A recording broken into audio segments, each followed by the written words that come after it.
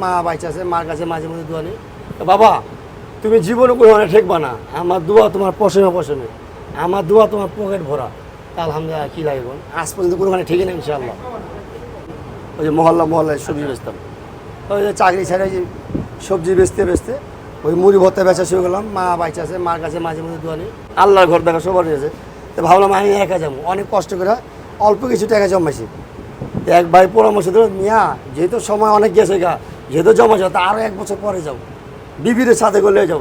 তুমি যদি তোমার বিবিরে না নিয়ে যাও, হ্যারো আল্লাহর ঘর দেখা হইব না।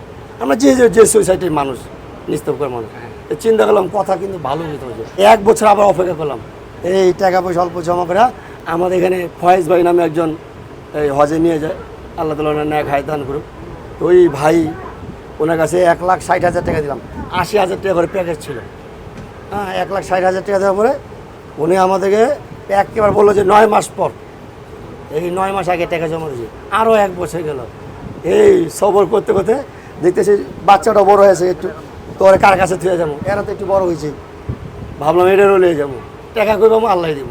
আবার কেমনি কেমনি টাকা ম্যানেজ হলো, এই 3 জনে গেলাম ওমরা হজ করার জন্য। এই ব্যবসা দিয়ে এই মুড়ি ভর্তে বেচে, এই মুড়ি ব্যবসার টাকা দিয়ে না, এই মুড়ি ব্যবসার টাকা দিয়ে বরকত, যে আল্লাহর যে বরকত, এটা প্রমাণ। জি।